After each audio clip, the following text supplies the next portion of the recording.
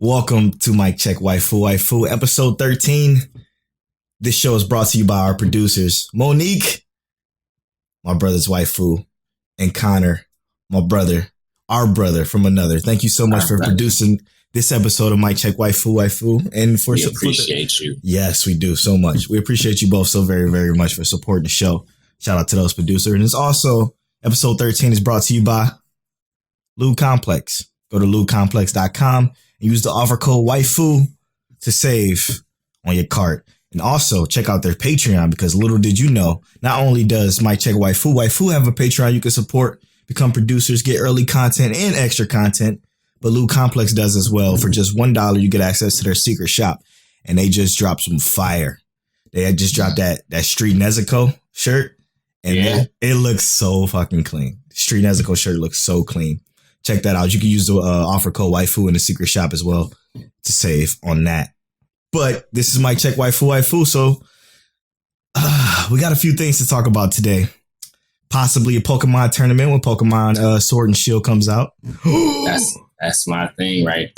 So I'm a big Pokemon fan. Yeah, I've been doing VGC style battles for 4 years now, 5 years almost, probably since before I got married. Yeah. And that's just how I've been rocking with it. Yeah. And for those people who had some shout outs from me, I see you. Be coming for you when you come out. We're going to talk about that. November's the release date. Be coming out. I got some heat for y'all. Be ready. We're going to talk about that later in the show. And also, who had the best fight in My Hero Academia? We're going to discuss all of that in today's episode of Mic Check Waifu Waifu. Let's roll that intro. Mic check 1 2 1 2. My sweet waifu. Is that you?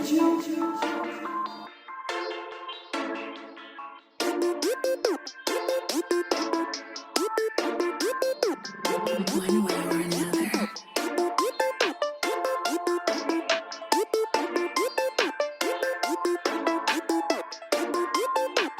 Mic check Waifu Waifu. King Teliano, is that you? Polo, what's good, bro? What's up, brother? How you feeling today, man? Oh, I'm feeling phenomenal, man. I'm feeling so damn good today. Welcome to episode 13. I'm Polo, that's Tel, of course. And let's get into this topic of the show before I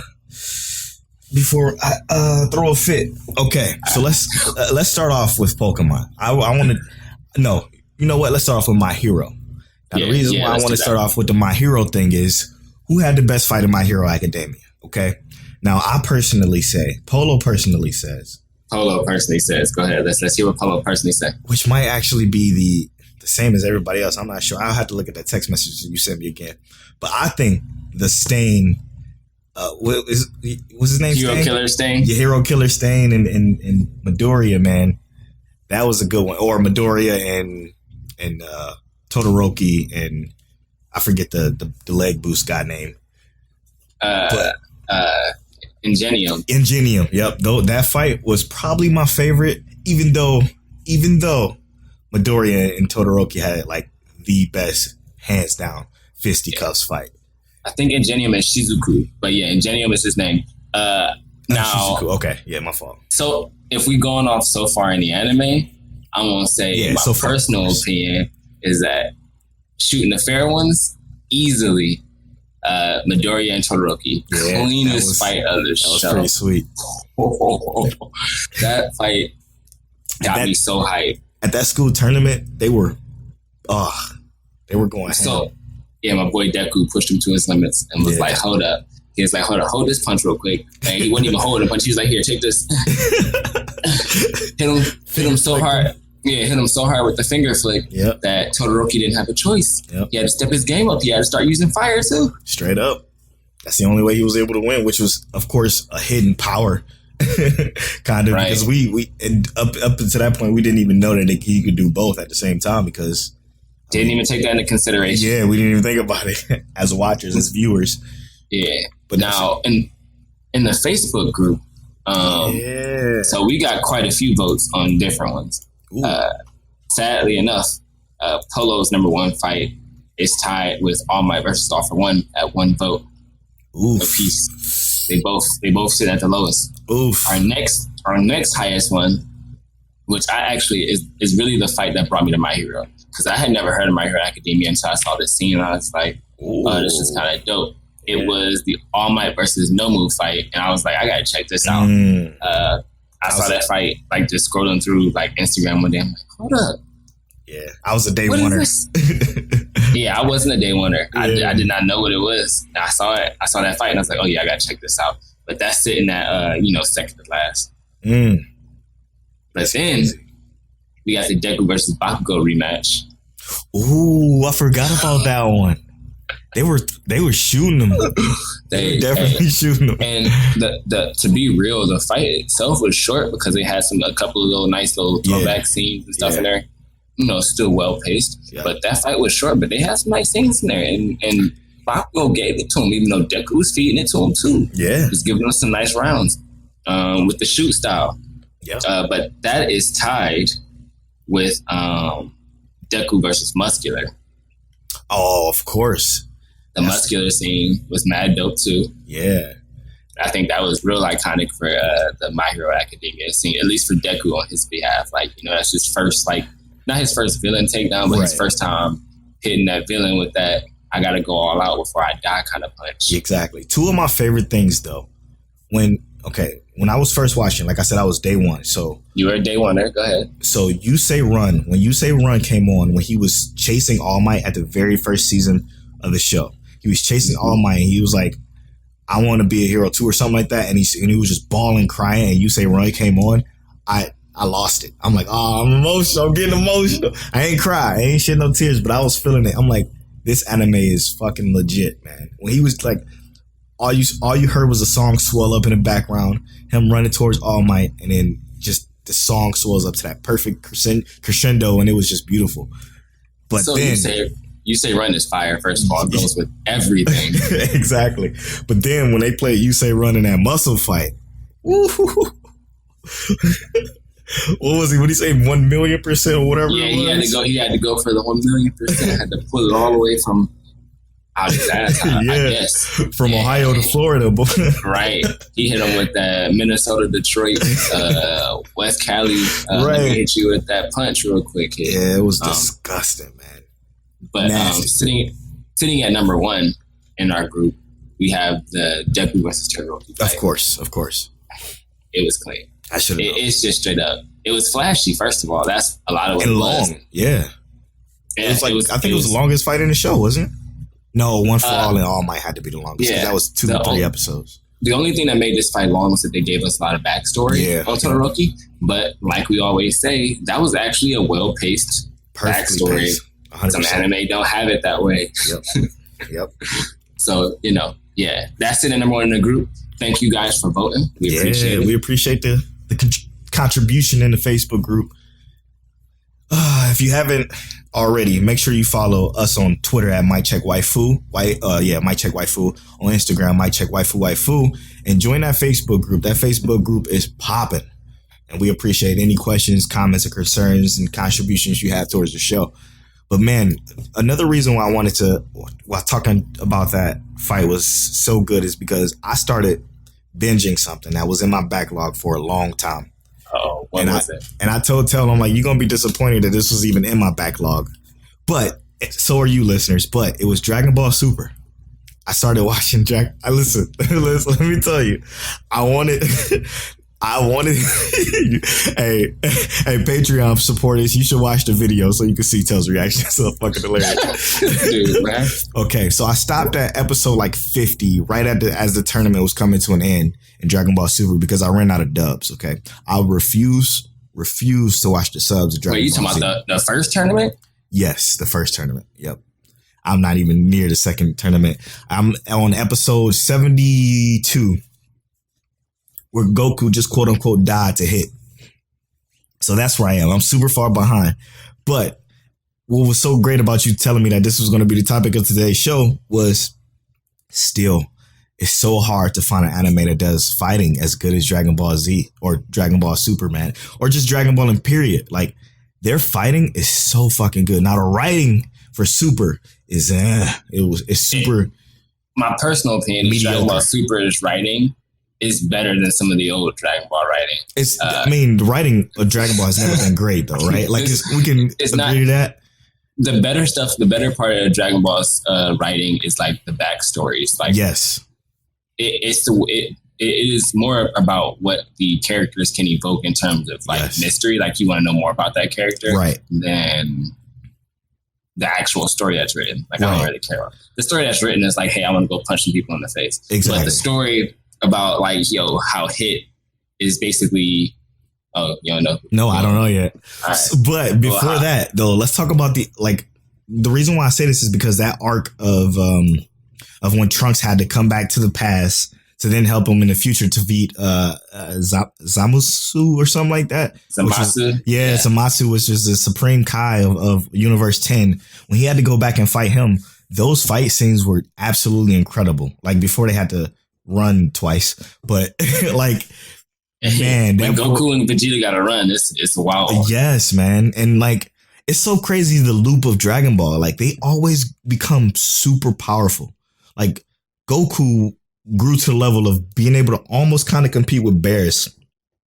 For that to just go, for his level to basically fall right back down because Zamasu or whatever his name is is just crazy powerful, or Black Goku is crazy. Yeah, I was gonna say Zamasu's not even that strong. Yeah, it's Black Goku. Right. I mean, it's both Goku, the same person. Goku Black.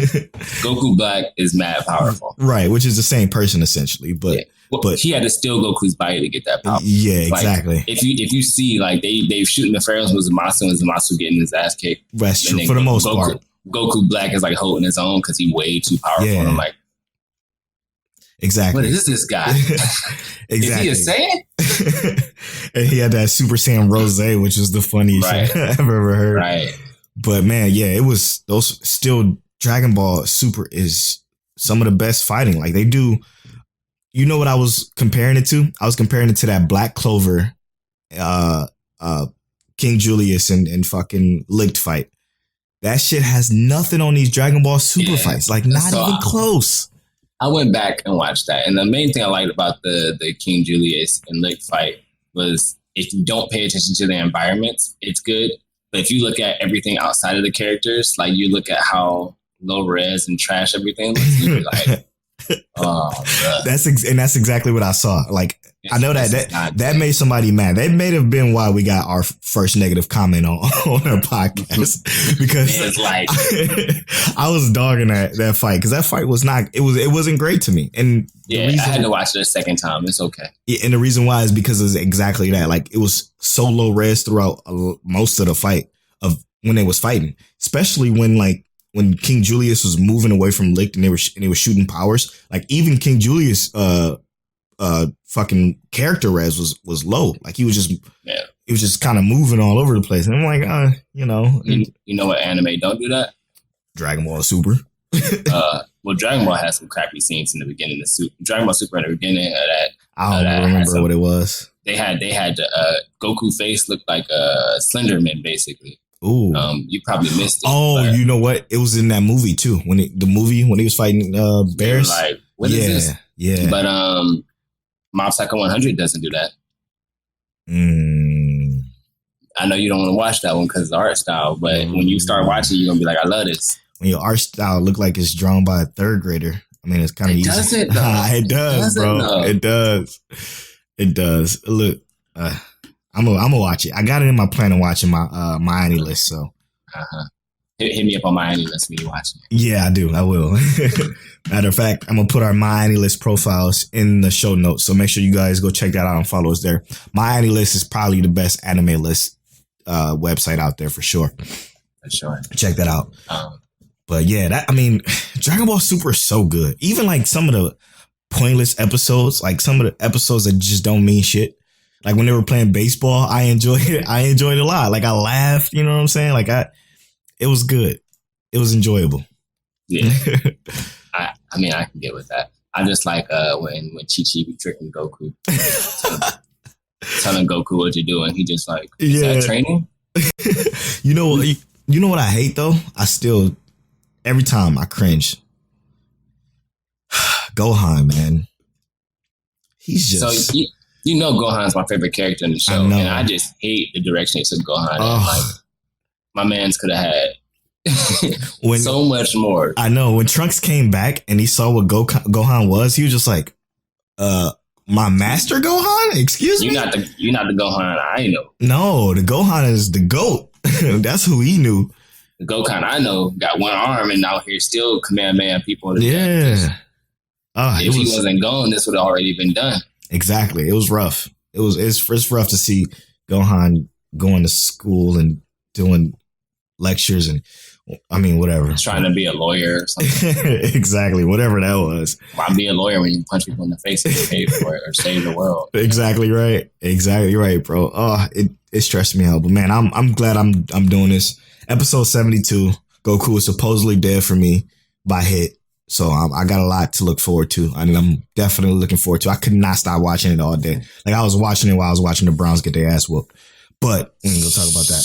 That's another anime we gotta catch up on. But let's talk about this Pokemon tournament though. All right.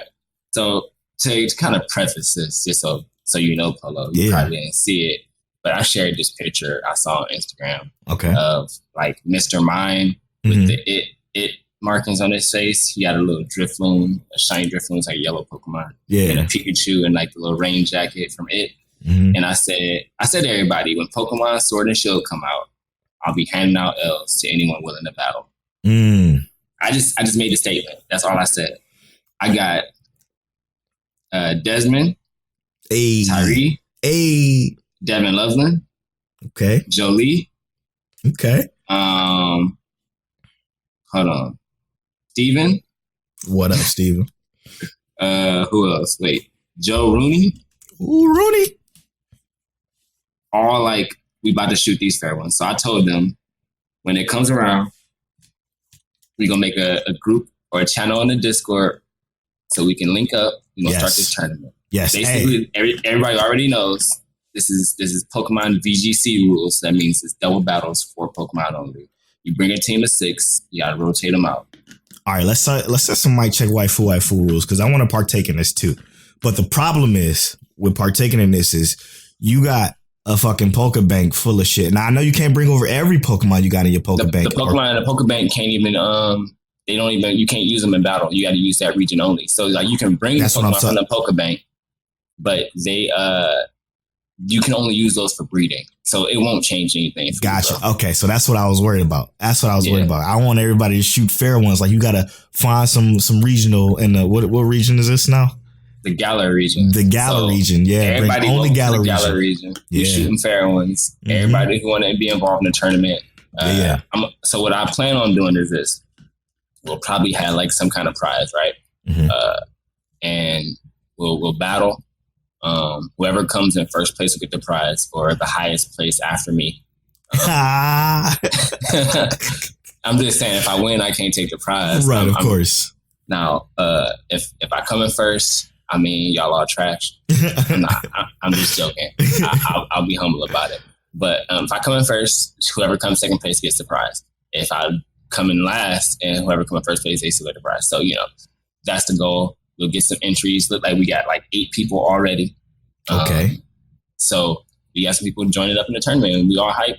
Comes out in November. Pokemon, if y'all want to sponsor this, or Nintendo, something like that. Game Freak, looking for you. I would love that. That'd be phenomenal. But again, go to that Discord. We just got it up and running. We still, working through some channels and some roles and stuff like that. But I think what we should start doing with the Discord is we should start taking live questions, because we record this via Discord, and we can set up the Discord to where we can put something in Discord at the beginning of the show, and then they can respond to it in the Discord. So again, the Discord link will be in the Facebook group, will be on our Twitter, and will be on our Instagram page. So join that Discord, because there we can even do giveaways there too. So join that Discord. And again, if you want to support the show, hit up that Patreon. Any support will be greatly appreciated. Shout out to our producers, Monique and Connor. I'm gonna shout y'all out again. and Terry, thank you for being a subscriber in general, bro. Keeping us alive as well. Otaku tier, we appreciate you. In there. But anyone else who joins the Patreon list, we appreciate you in the future as well. Yeah. Straight up. All right. So we want to take a quick break here and then come back with anime talk? Definitely. Let's make it happen. Hey, okay. We're going to take a quick break here and we're going to go to anime talk. See y'all soon. Peace.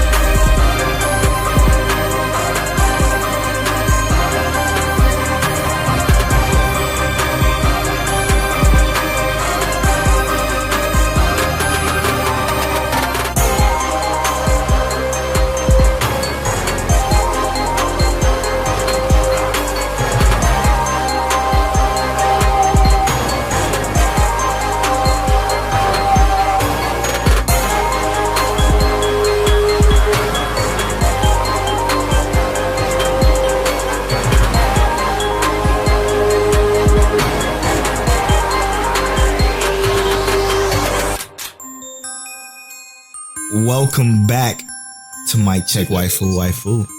Age of history. I was thinking Soul Calibur, my bad. Welcome back. You just heard that Parasite Luna during the break, and my God, that song, fire. That drop? Yeah, I think I could just listen to that in my car as just like a chill. I've done it before. I was like ready for a dance battle. Yeah, straight up.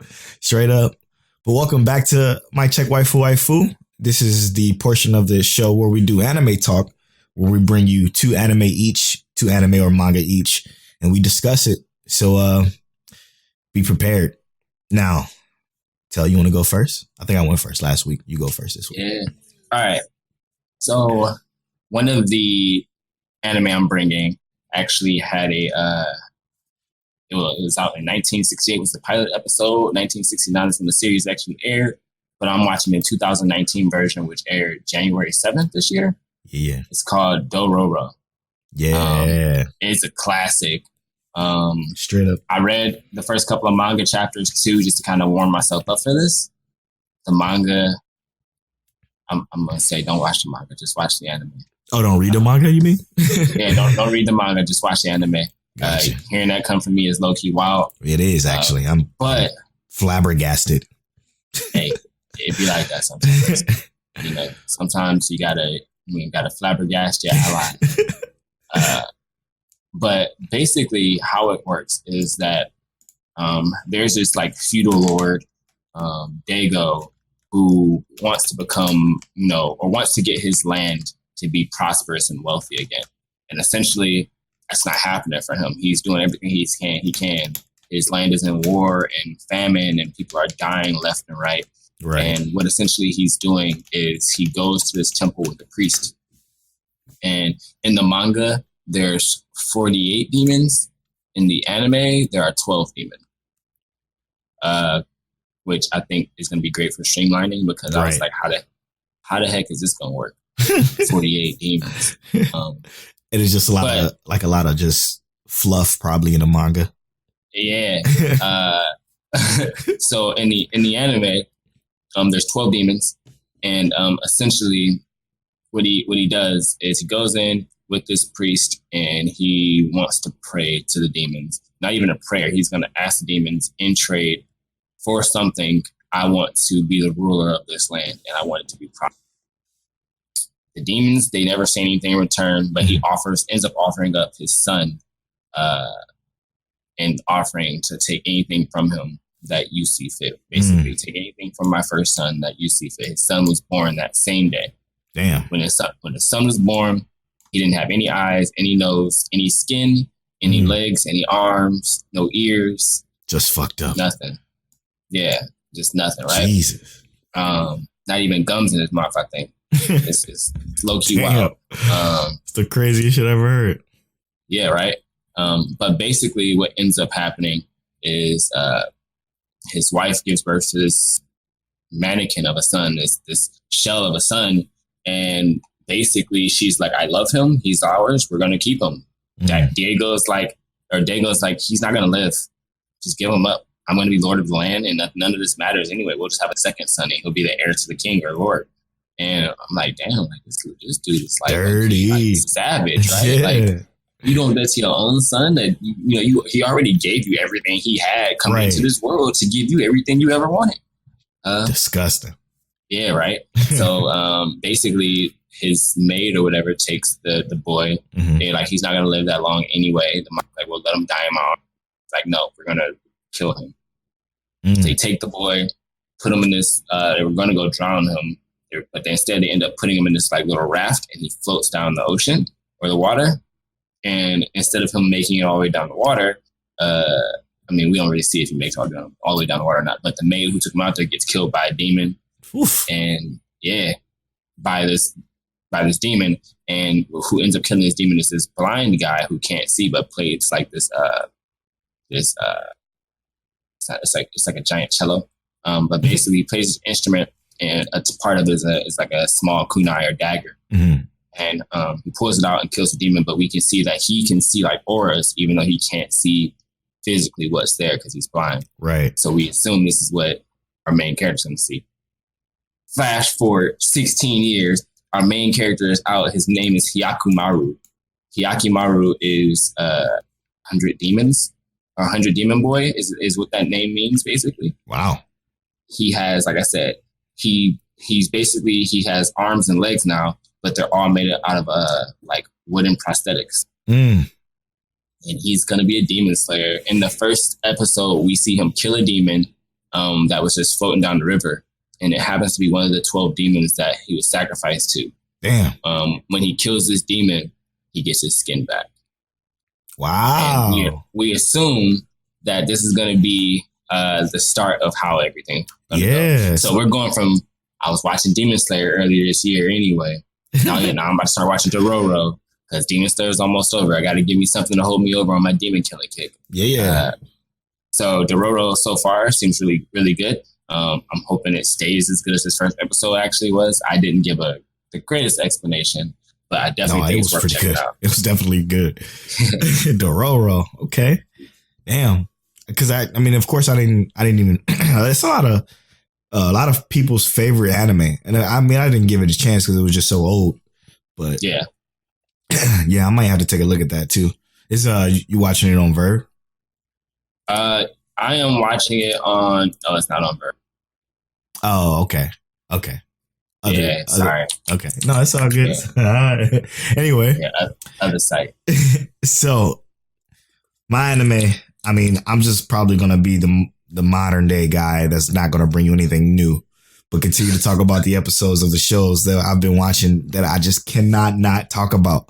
You can't shake greatness, bro. I cannot shake the greatness of freaking Fire Force and Astro Lost in Space. I'm going to start off with Fire Force because Astro Lost in Space I got a little bit more to say about.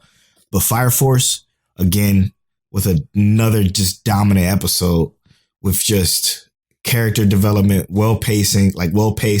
And again, I say this every week about this show. Best sound design of any anime ever. That gets the award for the best sound design ever. That fight between Shinra and Lieutenant, I should have had this pulled up. I'm sorry. Rekka? Yeah, Lieutenant Rekka. Crazy, I don't brother. have it pulled up, but I know his name. Crazy. He did those those head spins, those flares again too, which is dope. Had to. He hit him with some halos. Yeah, but yeah, the fight between him and Lieutenant Rekka was crazy fire, literally and figuratively. I did not realize how strong he actually was, and he was strong with his fists, which was dope. Like he threw hands. He was punching holes and stuff. But the story behind this episode is becoming so much clearer now. It's a whole entire organization that he was a part of that turns people into infernos looking for this pilot light situation. Now, do you think those people in those white robes that they saw, do you think those people were also fire soldiers?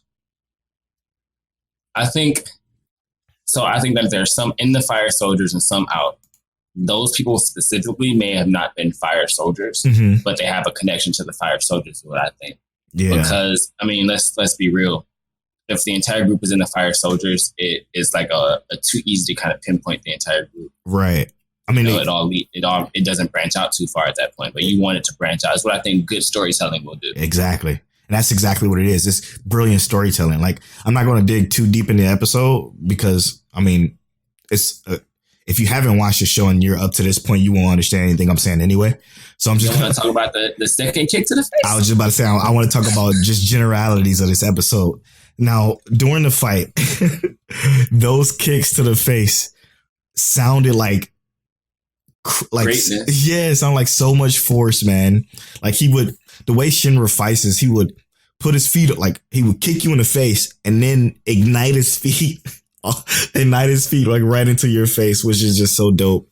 One of the dopest parts to me is when he is talking about his mobility. Yeah. He goes up to like the roof and you hear him land on the roof. You hear his feet hit the roof and then he just shoots right back down. I'm like, they got this. They got this on point. They got this on lock. Exactly. Or when he had him in the arm bar, and he ignited his feet and like blasted off of him. Like when Fire Force has its fighting scenes, it's few and far between so far this season. But when they do have those fighting scenes, they are some of the most intense sounding, best looking fights. Probably well animated. Yeah, well animated fights of the year besides Demon Slayer. Like it's definitely the sound design is way better than Demon Slayer, but everything else Demon Slayer has on them, obviously with the animation. I'll tell you, part of what makes Fire Force's animation so good in their fight scenes is because we were talking about this earlier, probably while we got our first negative review. Yeah, was because he kind of dissed Julius versus Lick. Yeah, but in that fight, they used the blur effect to kind of show like or lessen the quality of what they were doing. Right, in Fire Force, they don't even use the blur effect when they move. Like you can tell like they're either hand drawing that blur, or that blur is truly like artistically created and expressed in their work. Yeah, it's another mix between 3D too. Like, I mean, you can. It's so minute that you wouldn't even be able to notice if you wasn't looking as hard as I do now when I'm watching these anime. But the 3D effect, like when he does his head spins, you can slightly see that 3D animation, but it's so slight that it propels the scene forward to make that just that crisp animation, like everything's so detailedly drawn and the lines are so in. Oh, it's so good, dude. I'm getting excited. Like it's mind blowing. I love it. I love seeing it. I love watching it. For sure. Yeah. What would you rate that episode? Oh my gosh.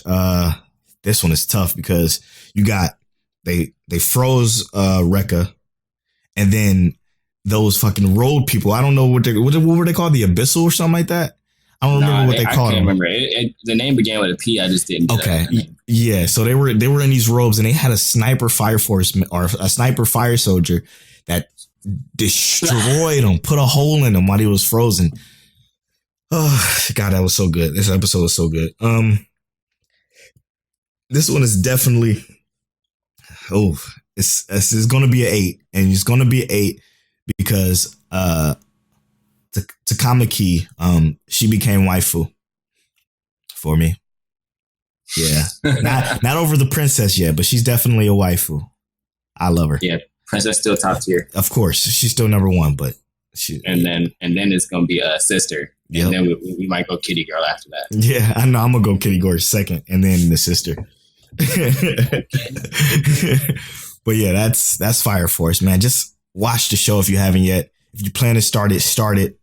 I try to give as little as possible so you can still enjoy it inside of the episodes, and you will. I didn't give enough for you not to watch it, so watch it. Fire Force is phenomenal. What's up? What you got? All right, bro. So this one is actually another old one, not too old, though. This was back in 2014. When this first came out, I was like a big advocate for this, and it's Seraph of the End. Yeah. I love everything about Seraph of the End. I like the story, all of that. I like that. Well, wait, I'm not even giving you an introduction like you know about it yet. So basically, Seraph of the End is about the world. Essentially, all of the adults acquired a sickness and died out. And yeah, right. Like everyone, it's like so I think 12 and over got a sickness and died out. Mm-hmm. So that results in the world being led by children, 12 and up.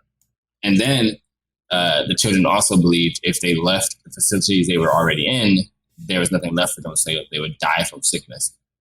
And they ended up being captured and basically farmed by vampires. And these vampires obviously live for hundreds of years. So they're using these children to farm and grow to ingest and, have whatever they wanted. What were you going to say, Polo? I was just going to say, this is one of the anime that I think we both came at each other with. Like, I think we watched it at the same time and didn't realize we were doing it a long time ago. And we both said something about it to each other. Like, man, Seraph of the End is great. I gotta watch the first season again because I'm gonna let you go ahead and finish. No, that's why I wanted to bring this up because I'm gonna watch the first season again and then I'm gonna watch the second season, which I didn't even know they had. That's what I was saying. Like I thought they stopped. Me too. And this is one of those that I started reading the manga because it was so good, and then the manga got backed up and they didn't release anything for a while, and I stopped reading the manga. And I'm just like, man, keep up, bro. Like I'm trying to watch or read or something, Yeah. But basically, our main character is Yuichiro Hyakuya and his brother, Michaela Hyakuya. Now, that last name that they have is a surname from the orphanage that they were in. So they are all part of this orphanage and their family. Basically, spoiler alert, everyone in that orphanage died. And Yoichiro and Michaela are the only one, or Michaela is the only two is alive. I'm starting to remember now. Yeah, sadly, Mika gets adopted by vampires, and they share his blood with him. Yeah, I remember. and he ends up becoming part vampire. He's not fully vampire as far as I know yet, but if he ever ingests human blood, he will become full-blooded vampire. Now, I don't know if you remember, bro, but do you remember at the end of the first season? I think so. When Yoichiro is like, look, I don't want you to die, so have my blood. Yep. And I'm just like... And then he turned full. Yep. Oh, then they ended. I remember. And right, I'm just like, oh, this is getting real messy. It's about to get wild up in here. Dude, it's all coming back, man. Holy shit, that show is so good. It was dark, too. It was so dark. I agree with the rating on this one. It's like an 8.3. I'd give it like an 8.5. Thoroughly enjoyed it. Yeah. So I would say check it out. Read the manga if you're a manga reader. Watch the anime if you're an anime watcher. It should be stubbed and dubbed by now. So have a blast, my guys. I'm about to add it to the plan to watch again. I remember this. Plan to watch again. Yeah, dude. Oh, dude, I'm so excited about that. Oh, God. Okay. So for me, of course, time for the number one anime of the summer. Right. Probably going to crack my top 5 of all time. For sure. It's up there. It's definitely up there. Like, I was talking about this in the group. Like, how did this go under the radar like this? Even some of the comments about it, like we were talking about earlier, they're talking about this is one of those anime that went under the radar, but it is literally it's the only reason it went under the radar because it's isekai anime, other tropey shonen anime that goes under the radar. Of course, one of those shonen-esque anime or shonen anime that went under the radar that should have been at the top. 100%. 100%. Now, all right, Polo, what we talking about, bro? Episode 8. We're talking about episode 8. Now, last week we talked about them being on this planet, being crash landed on this planet, and finding the girl whose name we figured out is Paulina. Mm-hmm. My God, I love Paulina because in the dub version they gave her like this Russian. Yeah. This Russian accent that was just so adorable, and I love it. But, dude, how do I want to start? Where did episode 8 start? Okay, they started off by saying, "Hey, we could put the two ship pieces together," or did they figure out that a little later? They basically were talking about they opened up her time or capsule or whatever. Yeah, and then they go out and she starts explaining things about where she's from. Yep. And she's from a project, of course, from 12 years ago. She, of course, is mad confused because she's like, yo, what's going on? Did something happen? And we don't know what that something is yet. I mean, you probably know what that something is. But they were going after something, and they obviously didn't make it. And she couldn't survive on her own because she didn't have the survival skills that her crew had. So she put herself in that chamber. Now, when she comes out, she tells our crew of the Astra, like, hey, let's go to the crash site where my people were to see what we can find, if we can recover any clues or anything like that. They go to that site, and then lo and behold, they find a dog tag of one of the crew members. And then they also find another one sitting on a plant. And this is where we figure out how they died.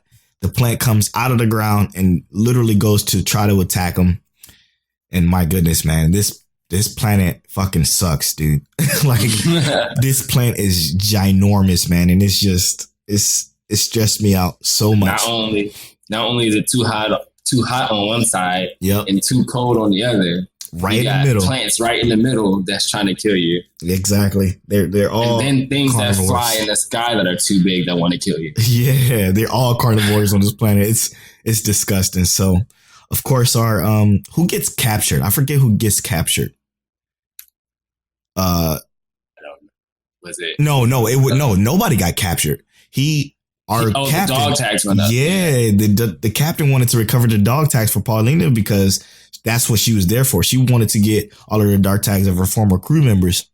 So the athlete, the captain of the Astra, Kanata runs and pole vaults up to the plant and grabs the dog tag. My boy Ugar was like, yeah, he's he's a freaking sports star. He's like the best in the world or whatever like that. Yeah, don't worry about him. He'll make it. He'll make it. He'll be fine. And he gets the dog tag and they run back to the ship. And then that's where they figure out that they can put the two ships together and then continue to fly in outer space. Now, the biggest part of this episode was the very end of this episode. And this showed us so freaking good at just character development again, storytelling and pacing that is just phenomenal. Like, there's times in Demon Slayer where they would do a cliffhanger and it just don't feel good. Cliffhangers in Astro Lost in Space feels great. It feels perfect. Like, it sucks that I gotta wait a week, but it's absolutely phenomenal. Like, it's well worth it. Like, I sit there and I think to myself, like, damn. I mean, huge spoilers for the end of episode 8 of Astro Lost in Space. If you haven't watched it, please go watch it. Stop listening or skip forward to the Demon Slayer recap review. But episode 8, we found out that our girl, how you say her name again? Paulina? Yeah, no. What's her name? Oh, Key3? Key3. Yeah. We found out that our girl Key3 and her little sister are actually not siblings, but they're the same fucking person, bro. They're the same girl. And my mind was, I'm like, what? What is this? What? How is this? Exactly. How is this even possible? So now my mind is blown in the fact that, and then Paulina was the one that figured this out. Like, hold on, wait, you sure they're not siblings? Like, they look exactly alike. And of course, my dumb ass didn't think, they look exactly alike. So how aren't they blood sisters, right? Yeah. Now, I was also going to say, when I first saw this episode, I was like, wait, did you see their mom? They look exactly like their fucking mom. Exactly. Yeah. And this episode just like blew my mind. It did, man. It did. This anime just gets progressively better. How, Sway? How? Every episode is gonna be more and more ground shaking. Yes, man. Oh, like, I just want to figure out what the hell is going on, but like, I'm not in a rush because again, every episode they give you something with that letterbox display and it's perfect, man. It's just perfect. They dangle that worm in front of the fish. Yeah, dude, the carrot in front of the rabbit, whatever analogy you want to use, it works for this. It's so good. It's so perfect. I can't believe it's so slept on too. Again, this is probably one of the best shows. For sure. Definitely of this summer, for sure. And was that it for us? Our anime talk? Yeah, that's it. That's it for the anime talk. We on to the big bad. The big bad. Again, I'm going to just throw in a quick reminder real quick. You can support Mike Check Waifu Waifu on Patreon by going to patreon.com/Mike Check Waifu Waifu. And you can see all the tiers. You can join the Discord. You can follow us on Twitter. You can follow us on Instagram. We're very active on there. We give recommendations on Twitter, and we do some dope art by this man right over there himself, King Teliano. Get that practice in, brother. I'm working on it. Look at this. You see this right here? It's looking good. It's looking good. So, also, Lube Complex. Yeah.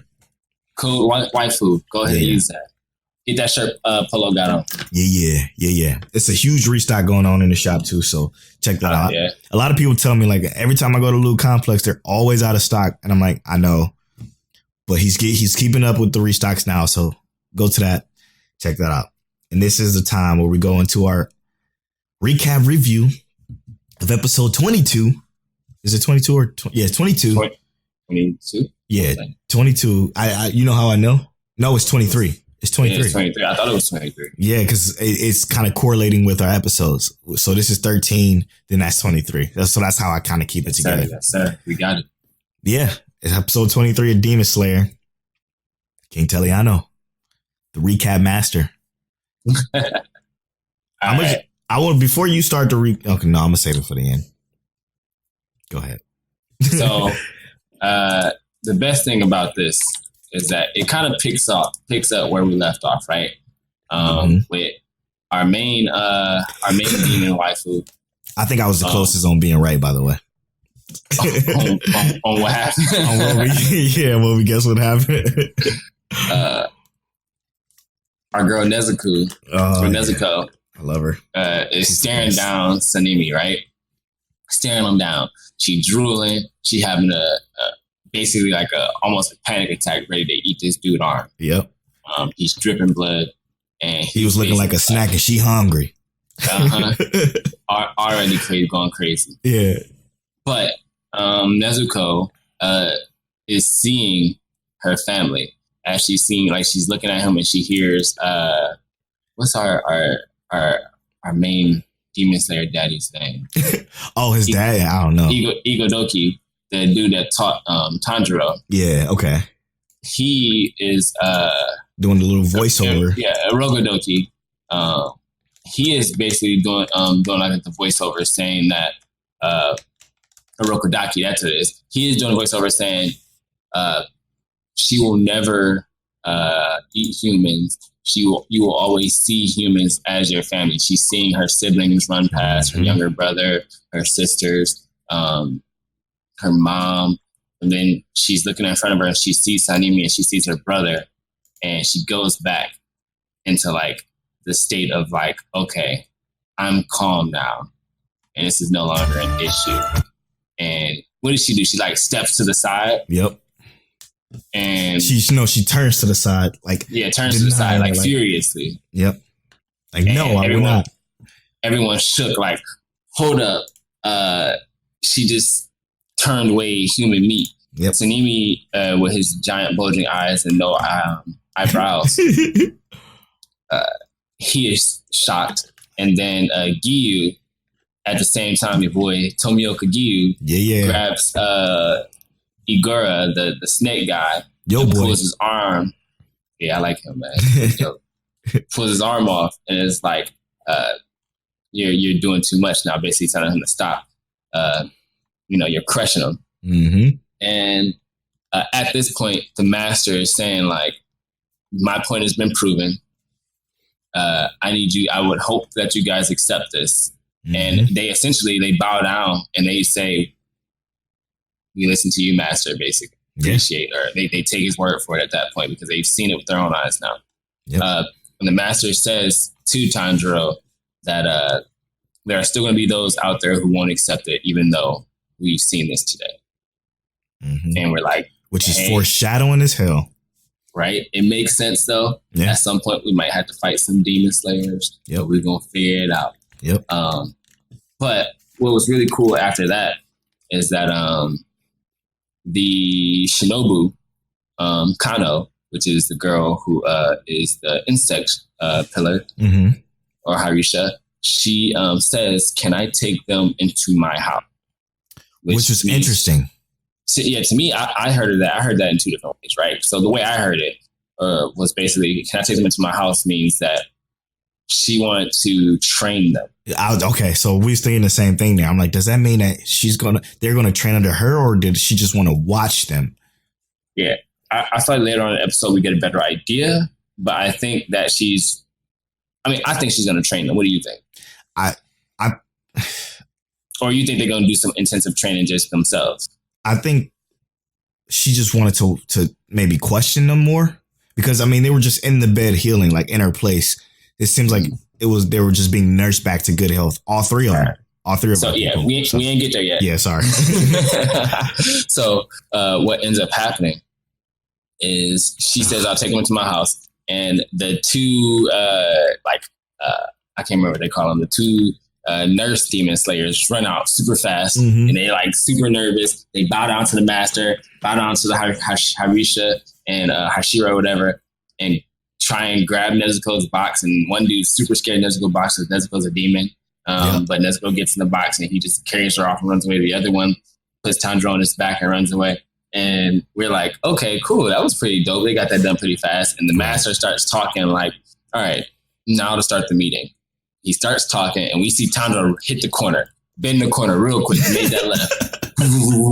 He bounds out to the master and says, please, looking at Sanemi, allow me to headbutt him 3 times or each time he stabbed Nezuko. Mm-hmm. And I'm like, the master is looking at him and the master don't look upset at all. He's just like, oh, okay, I can kind of vibe with that a little bit. Yeah. But we see the Mist dude, who is actually my favorite of the Hashira right now, take a rock, bop, bop, hit him in the head, and our boy Chandra go, Go limp. You do not interrupt the master. And I was like, oof. Straight the little black demon slayer dude come out, grab Chandro, I'm sorry, and leaves. And he just says, get him out of our face. And they all leave. And I'm just like, oh, this dude raw, huh? He big time raw. Like he was not playing no games. Like this whole time he was like aloof. And then all of a sudden Chandro pop up, he like, flick up, go to sleep point. That was super dope. Yeah. Then they proceed with their meeting. We don't really get to see what their meeting is about or hear anything about their meeting. But we see Tanjiro and Nezuko being carried to the mansions. And we see basically they get into the mansion area. Everything looks huge, large. You see like sakura trees and flowers and rose petals not falling from the sky, or sakura petals falling from the sky. And they turn, and the first thing they see when they get into this insect mansion, or the insect mansion, is butterfly. Oh, that's nice, butterfly. Right. And then we see the girl who stomped in the back of Tanjiro's head and broke his jaw. Yep. The girl that's... she's sitting there smiling. Yep. That's all she did. Not say a word. Just smiling. I'm like, oh. Yeah, she was also the chick at the final selection with Tanjiro and everybody else too. So she's looking at him, and basically Tanjiro's like, what is she doing here and everything like that. The Demon Slayer guys tell him that she is a higher rank than him because she was trained by one of the current pillars. Right, which is probably Shinobu. Yeah. But we do also understand that Orokodaki is a former pillar. So he would also essentially kind of come on with that rank, but he's no longer a pillar. So yeah, we don't exactly know how that plays out. Right. But it's super cool that he gets to see someone trained by a pillar and is, considered great or considered to be exceptionally good. Exactly. But basically, she doesn't say anything. They're asking, can we take him into the house? Is it okay if we bring him in? Are you okay? Are you saying anything? She's just covered by butterflies and isn't saying anything, smiling. And then this other girl pops up. We don't get a name for her. They ask her, can we go? Is it okay if we take them into the house? And she says, hurry up, and rushes them in. And it's just like, okay. Upon entering into here we go, the house, we see my boy, our favorite guy. The worst character in the show. He doesn't change. Hey, I love Zenitsu. God. My boy Zenitsu is sitting there whining. Yes, whining, bro. Just whining. About taking medicine. All right, so here's the thing. Is that I think Zenitsu is the most realistic out of all the characters. No, he's not. He's not. He's not. All right, man. All right, bro. I'm going to give you a sword and tell you to go out and kill some demons every day. And if I train as hard as they did, you don't think I would be mentally prepared for whatever the fuck is out there? Hey, bro, I don't know, man. Marines come back from Iraq. Exactly. I mean, but they still trained for it. They were mentally prepared when they went out. They don't cry when they leave. They don't complain about everything. They cry when they get home, though. Yeah, of course. Yeah, I mean, obviously. All right. But I got a father that's been in there 18 years. He's still been crying. Hey, you're not wrong. You're not wrong. That PTSD is something else. Yeah. That's who got it. God. So our boy, I know you hate him. I love him, though. He's so terrible. Our boy Zenitsu is back, and he is being medicated, and he has a prescription from Shinobu to actually help him kind of like grow his limbs back and get rid of the poison that's in him. Luckily, him killing the demon kind of helped him in maintaining his limbs more. Yeah. But right now, his legs and arms are shorter than normal, so he can't even fit a regular size shirt that he would be able to fit. Right. And Tanjiro is just super happy to see him. And in the process, Tanjiro is like, "Have you seen Inosuke?" And our boy Inosuke is over in the next bed. Out of all the characters to get a character change, why him? Why not Zenitsu? Why fucking Inosuke? Because Inosuke is Sasuke, right? That's essentially who Inosuke is. I see that. And we've seen Sasuke so much, people don't like Sasuke. You think so?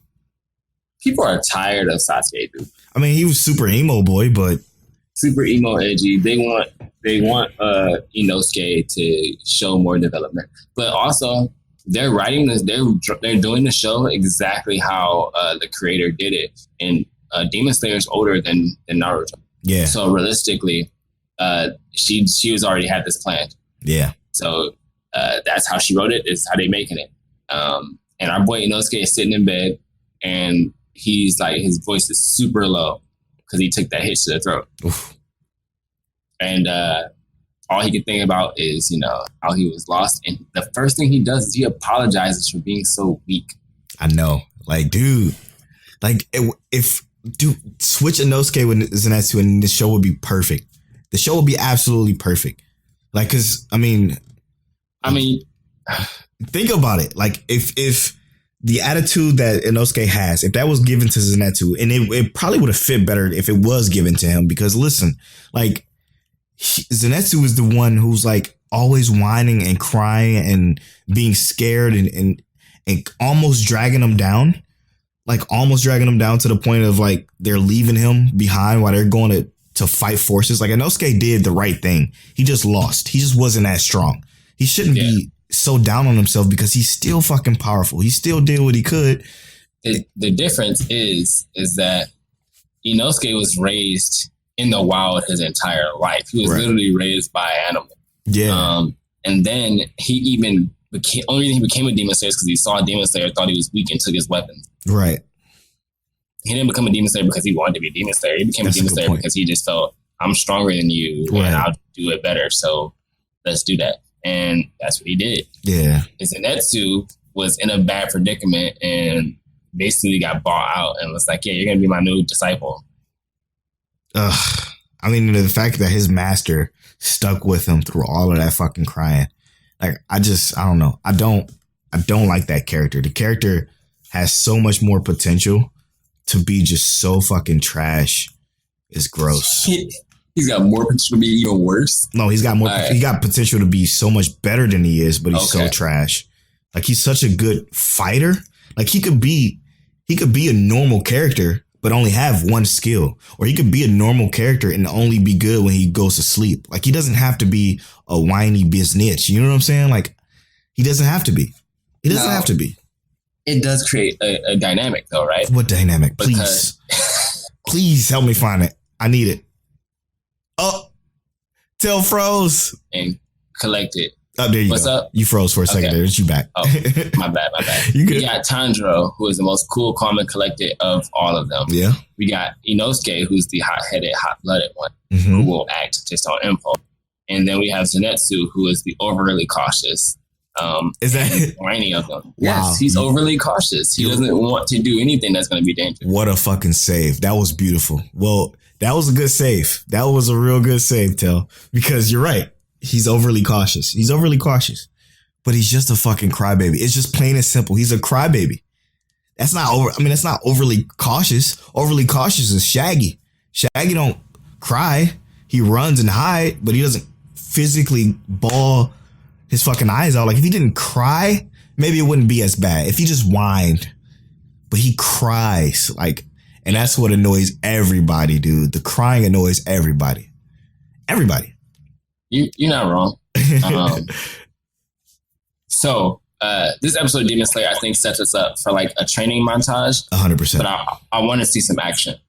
3 episodes left. They got to give us something, though, right? Like they going. So this is what I'm predicting for the next couple episodes. This next episode is gonna be a training montage. Okay. This episode after that is gonna be something with Nezuko, kind of honing her abilities, and then the final episode is gonna be either Tanjiro or the 3 of them with plus Nezuko heading out for some specific mission, and they kind of succeed at something either super fast or there's some epic cliffhanger where they come across something they can't beat yet, and then next year we get something dope. And you're not reading the manga, right? I'm not reading the manga. Okay. But I will tell you, don't read the manga. I can't not do. I don't know, bro. This is the review show. You can't go ahead. We gonna have My Hero when this comes. That's true. Good. And you already ahead on that, but.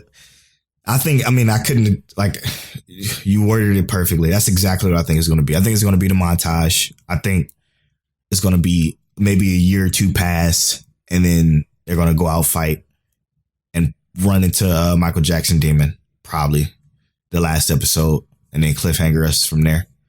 I think they might do a year, not 2 years. But if they give us a year of training, our guys will be amped up, better. Maybe a couple of ranks below Hashiro's. Nah, they're not gonna make it up that high. You don't think so? No, absolutely not. It's like 12 ranks, too.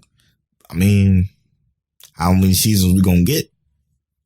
We probably gonna get like the anime. I mean, the manga's still going. I know. We probably gonna get like 4 seasons, right? I hope so. 4 solid seasons will be good. Me too. It's so hard for anime to get 4 seasons though, but this one is so popular.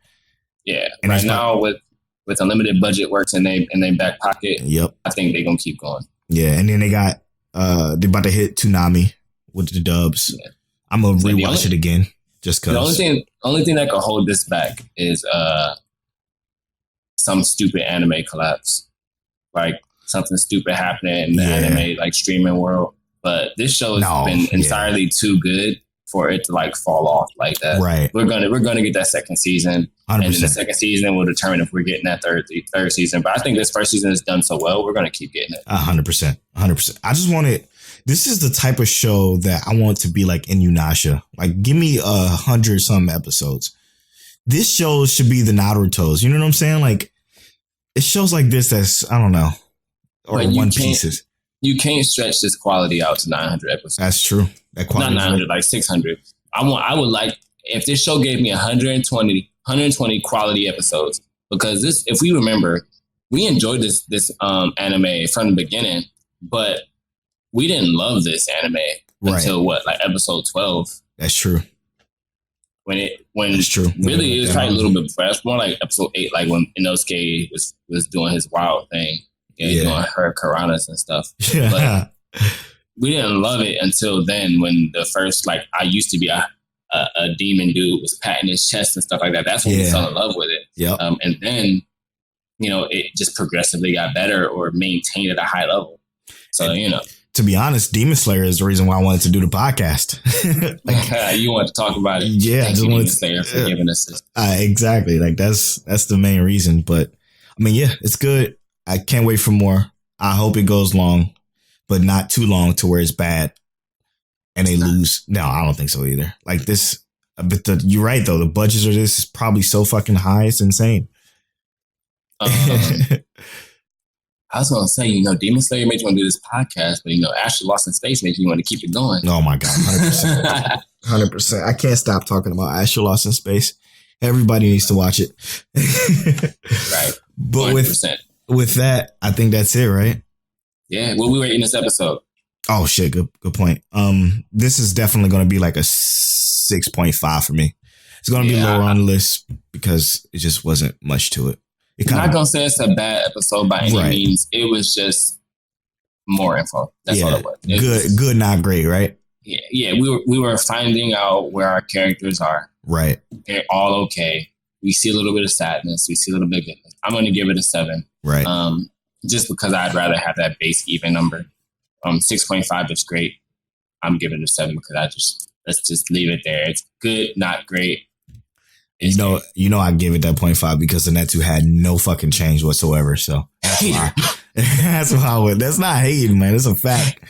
It's a fact. We need to start a poll on the Facebook group on is Netsu the wackest character ever invented. Okay, all right. Maybe not worded like that because that'll be easy. Is Zenetsu the wackest character ever?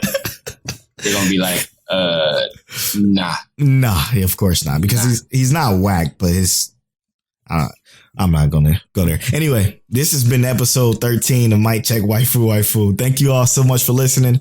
You can listen on all podcast services. You can follow us on Twitter at Mic Check Waifu, on Instagram Mic Check Waifu Waifu, and support the Patreon if you can. We would greatly appreciate it. We appreciate any support we get. Mic Check Waifu Waifu, patreon.com/Mic Check Waifu Waifu. And with that, I'm Polo Born Fly on all social media. I am Naughty Gentleman on Instagram, King Taliano on Twitter. We appreciate you all so much for listening. Mic check. And we out. 1 2 1 2. My sweet waifu. Is that you?